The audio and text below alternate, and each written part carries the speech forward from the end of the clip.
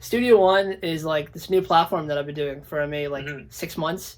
I've written for like Clash, the 405, and like Toronto publications. But for me, I took a trip over to London, and like they were just telling me like, "How are you from Toronto, but you write for us?" kind of thing, and they were kind of like, "You should build your own thing, right?"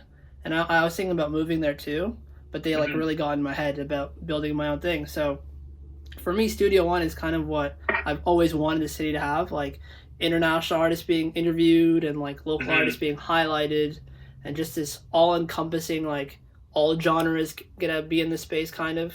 Yeah. So well, that's I've seen quite a bit of the other stuff you've done, and it's really exciting, man. I love the production's great. Yeah, Mike is amazing. He does our production. But yeah, you were etched on as a name that I really wanted to get to, and wow. And in March when you're supposed to that show, that's when. But all things connect usually. So, but yeah, it's getting you on Studio One definitely was bucket list things. But can you just briefly introduce yourself for Studio One audience? I'm Bad Child. Talk to me about growing up in Kitchener. I know when I asked you, it was more like, for me at that time, when you think about like artists in Toronto or in Canada, they're either from a big market or they move into a different area. But the way I asked you, it was how was it like growing up in Kitchener and kind of being in this small town and really wanting to pursue music. Like I remember you told me it was kind of like you felt like you can be a musician anywhere. So just like again, so talk to me about that. Well, when I grew up in Kitchener, I mean, Kitchener is like a very interesting place. It's got a pretty high crime rate, like good and bad people. And like, I filtered through both groups. Like, towards the end of high school, I hung out with like a lot of like just nasty people. And, they were in the so-called like Kitchener music scene. Yeah. And, yeah, man, it's just it's crazy. There's a lot of good, a lot of bad people, and it's got its own ecosystem, and it's very funny because it's so close and connected. Yet there's so many like Kitchener has a very intense blues scene, like tons and tons of blues bands. I never really been a part of that. Yeah, like when I started music in general, it was the hip hop scene in Kitchener. That was it. I didn't rap, but I sang, and I was like, I can produce. And so the first records I ever made were all hip hop records, and they were all local hip hop artists. And like, it's crazy. And life is happening fast. The first hip hop record I ever made was with a kid named Corbeil Gani, who is like a really good dude. And he last year he wrapped his car around a telephone pole, and he's been in a coma for like 8 months, and like just tons. Like I feel like everyone in my circle's got crazy shit going on like that, and it's bizarre, man. But they're all hip hop records from the get go, because that's it. I looked to a lot of the musicians that wanted to like branch out into like a world audience, and it seemed like the local hip hop scene, like they all wanted to hit it off like big time, and they were all like going out and trying to get features and stuff like that. That there's a lot of guys from my circle, like the Natra. Yeah, I've worked with Natra before. He's he lives in Kitchener too.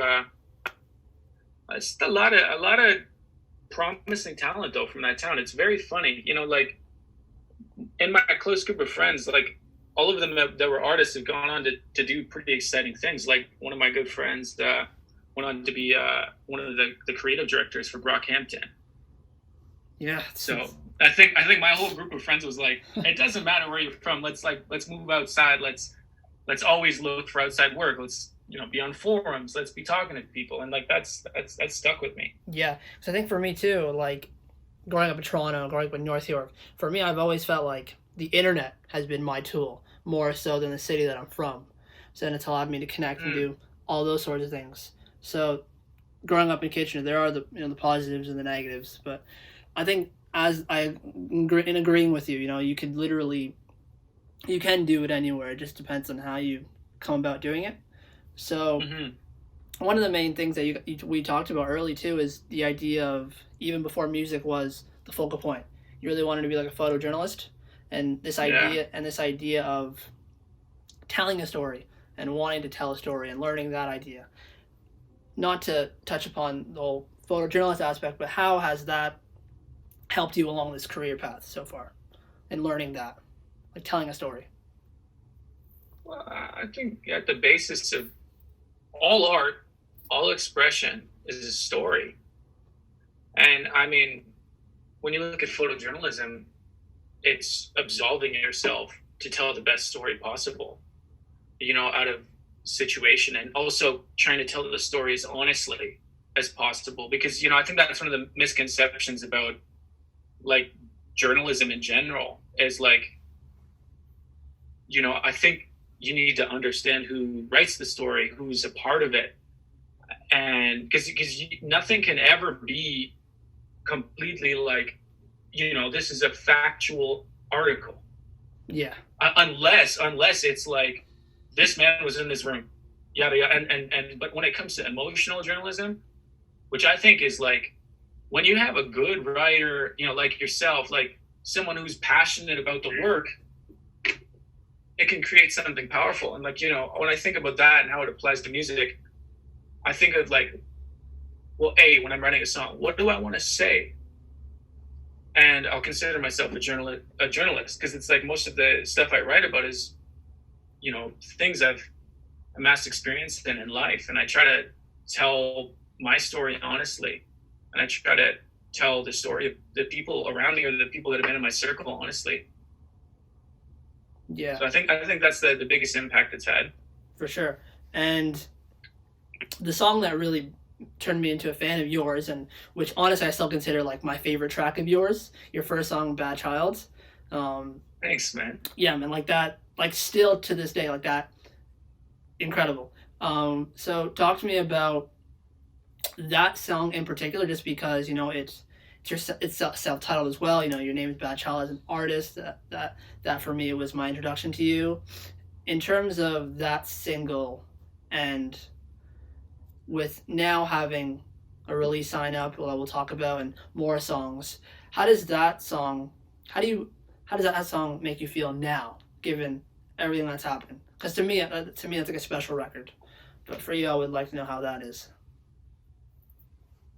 Well, that song is always going to be a stone in my stomach, and it's always going to carry that weight with me. To me, that's the most important song I think I've ever written, just because it's I think the most honest, and it came at such an important time in my life where, it wasn't that I didn't believe in myself or I didn't know what I was. It was a little bit of everything. I mean, like when I was 16, my mom died in my arms, and the post-traumatic stress, the anxiety, the battles with like addictions and stuff like that really was like I was kind of spiraling. And that song fell out of me in 2 days. I produced it all, I wrote it all, and it just came out of me. And I just put it online. Right when it was done, it took 3 days from start to putting it online, because I was like, man, I need to say something. Like I just felt like it's so funny. It's like what lengths people will go to when they feel like they don't have a voice. And I guess at that time period, I felt like I didn't have a voice, or nobody understood my pain, and not even myself for that matter. And putting it into music was very therapeutic. And when it got into the sound stream and it was out there, I just put it on SoundCloud, and it did well. And I went, that song to me was when I decided what I wanted to do with the rest of my life. That was a very cathartic moment. Yeah, I think artists that I like, and, you included, I think I connect so much on the level when an artist is so honest and vulnerable, and they're showcasing how they really feel. I think that's like when the best music is made, and I think that's why I was really drawn to that song, because it was so vulnerable and so honest, and it was just, I think even as well, like I think for even fans of music, we kind of forget that it's not just about the music. The lyrics are just as important, and there's a person behind the artist and things like that. So for you, I think around that time, just going a bit forward, we were talking, I think the Breathing Fire video is just about to come out, and then yeah, exactly, and then you released Sign Up, and I think at the time I was talking to you about the idea of releasing a full length and that whole thing. Talk to me about how you were on the verge of releasing Sign Up and how it felt it finally being out there, because even the way the project is built, just the idea of Sign Up and all of these like voice and all that, the cool stuff that you did on that release, like talk to me about that, because when I was listening to that, I'm like, wow, this is like an experience. It's not just about the music. Well, to me, it was a very important project for me to put out. It felt like, to me, it explored, more of the relationships I've had in my life and stuff like that. And it was just important for me to take time to understand. And man, like that point in my life, so different, man. Right? I feel like I've aged like 50 years. Me too. Since like it feels so long. That's even for me, but yeah, keep going. It's pretty cool. And in retrospect, I'm happy with the project, and I think it explored some really important parts of myself, and because that's how I think about it. It's like when I release something, I want it to be important to me, and that's something I can proudly say is I haven't put out anything that hasn't felt important to me. And that whole project, that point in my life, it feels a bit more boyish now to like look back at that and be like, yeah, it was me, like, you know what I mean? And since then I feel like it sounds strange, I feel like I've become a man. Like, I look at myself now and my aspirations and my music, and I'm like, wow, man. Yeah. And I feel like I learned. Exactly. And as well too, one of the big points of how you are as an artist is the way you carry yourself on stage, and of course your visuals too, and how, like, I saw at the Sign Up release when you performed, and these visuals and things like that. I think we had conversations about like Yeezus or like Radiohead, and how like big artists have these like projects, but it's so much more than just the music, where there's like the soundscapes or the visuals. For you, talk to me about how, especially given that summer, you would go on to have these big festival runs, Lollapalooza and all those things.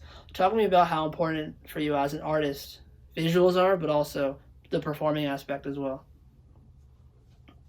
Well, to me, when we talk about visuals, I think it needs to be synonymous with a modern artist. I think you can't just be concerned about the music. You need to be concerned about how you visually represent it, because I think mentally people will tie a lot to a visual, and if you know how to direct the mind through a visual before they've even heard the song, then you're a genius. First off, like, I don't think anybody's hit that perfect, but like, you think about some contemporaries that have done stuff like that, and it's just like, man, like, right.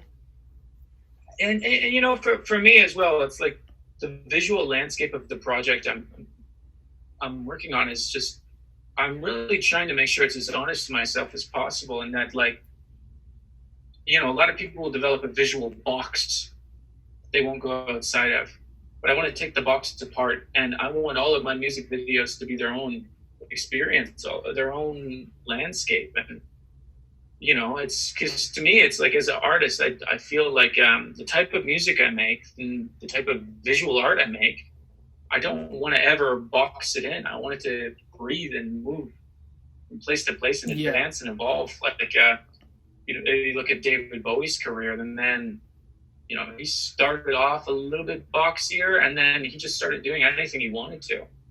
Exactly. Like that's stuff I admire. as for performance, man, like that whole that festival tour was amazing. It was one of the best times in my life. And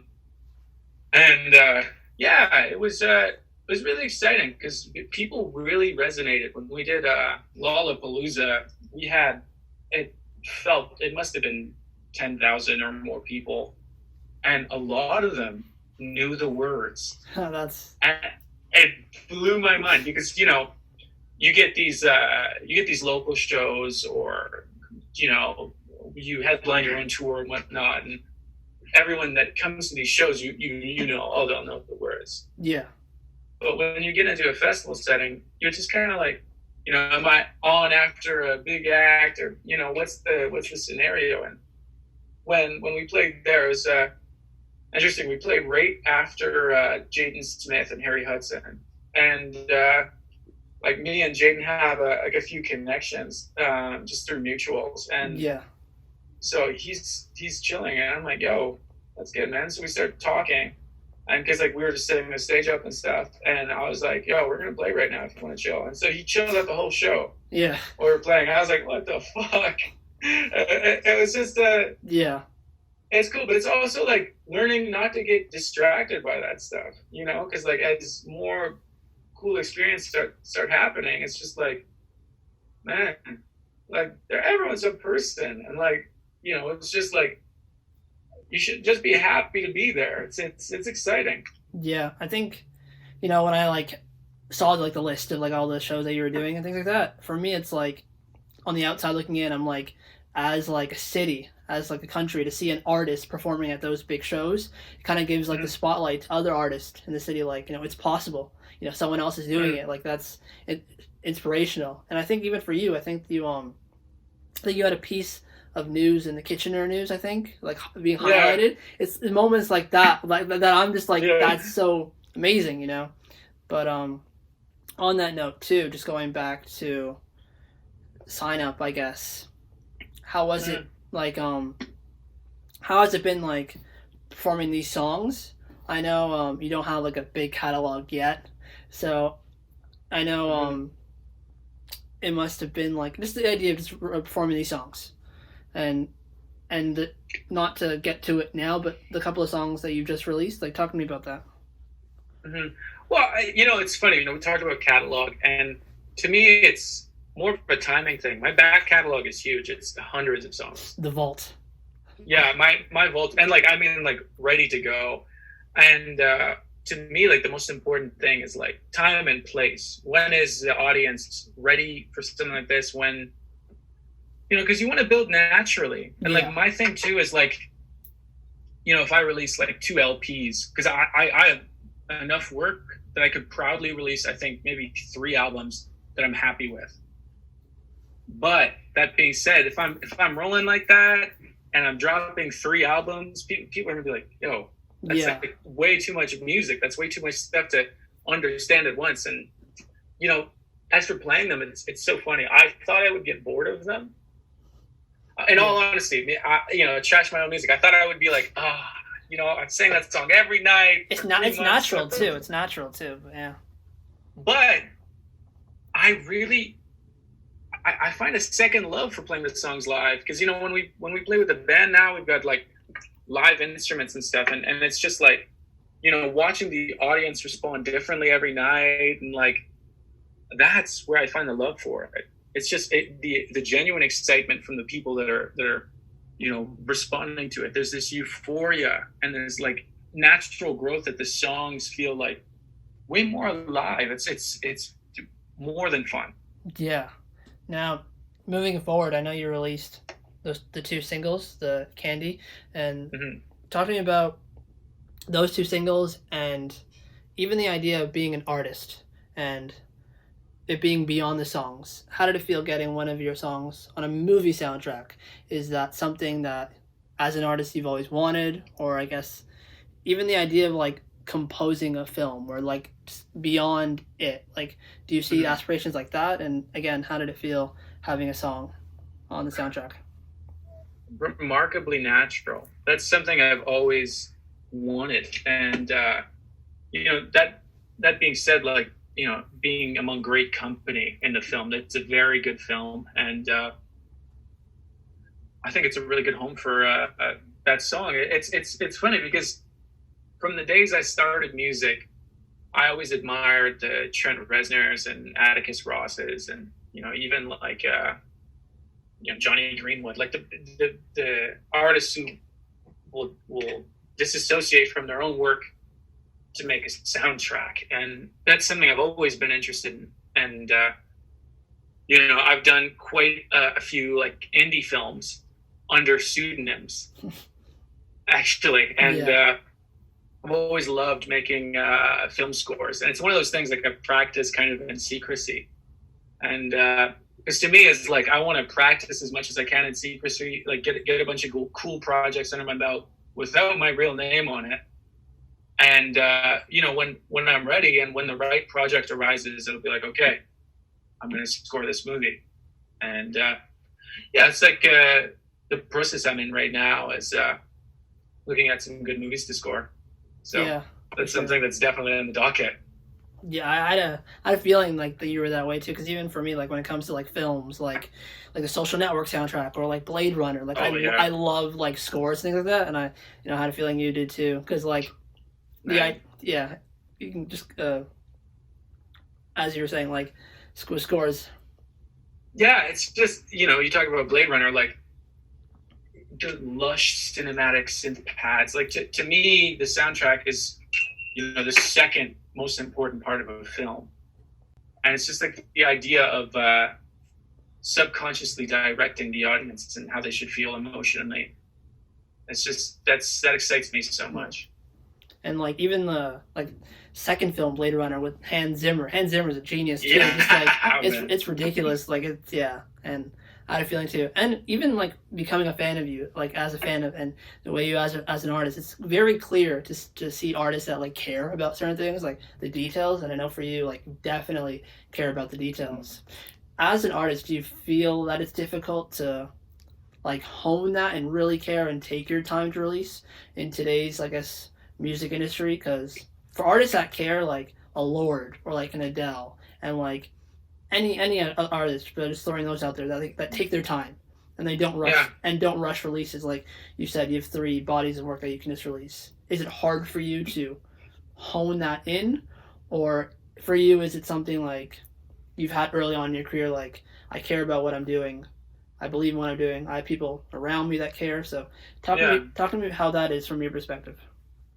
Well, since day one, I've always thought it was better not to suffocate your own work, because something I've always disliked is when I see an artist that, even if they're good or not, it can become tiring if they're putting out body of work after body of work after body of work, and it just becomes like anything, noise, and I think that's one of the biggest battles in modern music is when there's too much of anything, it can become noise. I mean, you want to build up the need for your music naturally. So, if you don't release a song for 3 months and you put out a new one, people will naturally be drawn towards it and say, wow, there's something new. And if your last single didn't blow ass, it's like,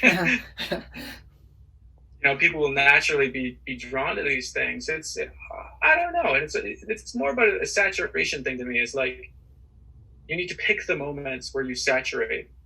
Yeah, for sure. So it's been important to me, I think, to take it slower, because I like feeling like I have control over aspects of my career right now, and like especially with the release of music. If there's too much coming out, it's harder to control and give each song the love it deserves. Because especially with the project I've worked on, there's a lot of songs that a little bit more experimental, where I feel like if they were tucked into a release, they wouldn't get the love they deserve. And it's really important to me that everything gets the right attention creatively. Yeah.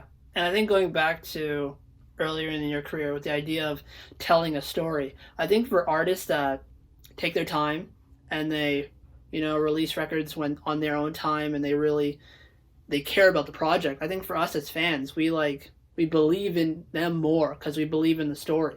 And I think for artists that release so much music and, you know, they're everywhere, for us, it's like, it's too much.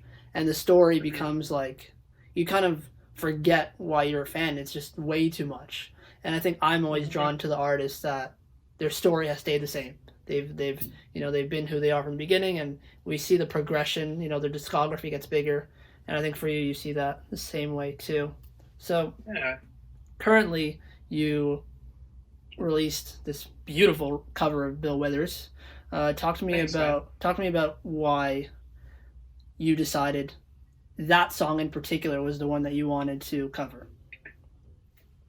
Well, it's so funny. I mean, you know, if we take a step back and look at Bill for a second, he has always been, I think, my favorite soul singer on the planet. He's one of the people that, like, really got me thinking about writing and how important good writing is. And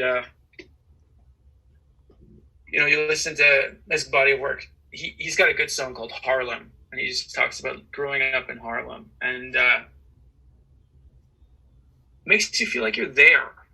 And I've had this obsession with him for a long time, and that song has been really important to me since I was 15. I've always loved Hope She'll Be Happier. I think it's such a beautiful record, and when you listen to his version, he's got this like beautiful like organ in the background and stuff, and it's just to me, with the series of covers I'm going to be doing, I wanted to connect with who I was again, and look back at songs that have been instrumental in making me who I am.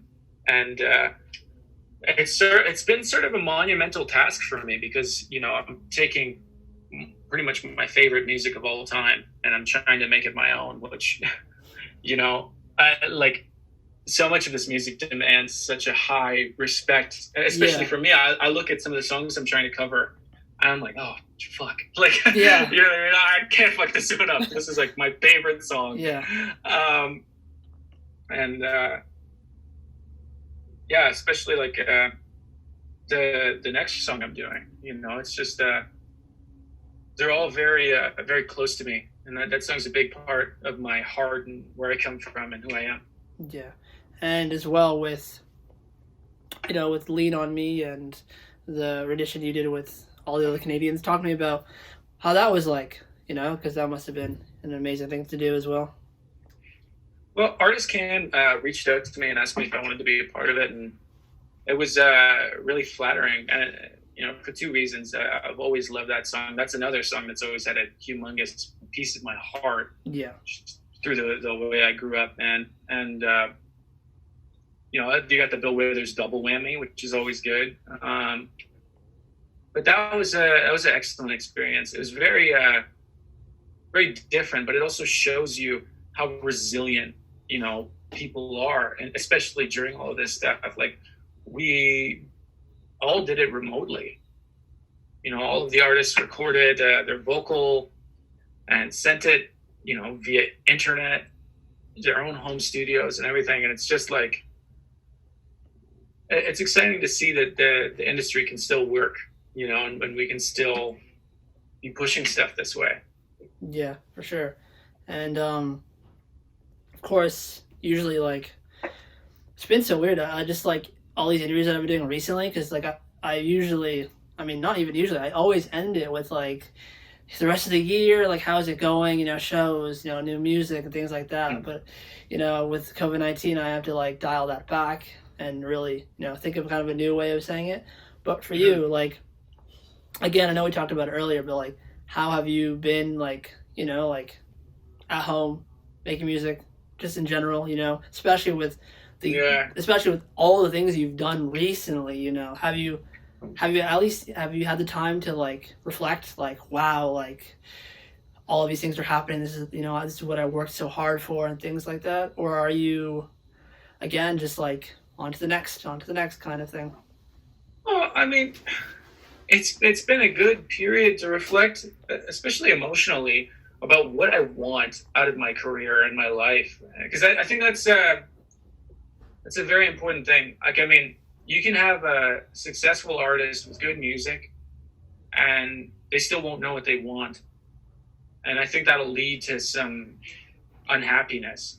And it's really important to me that throughout all of this, I'm emotionally growing as a person, you know, because there's nothing that scares me more than, like, you know, this might sound like stuck up, but like, man, like, nothing scares me more than being 40 and rich off of music that I didn't like, and just feel empty. Yeah, for sure. And just be like, man, like, what the fuck did I do?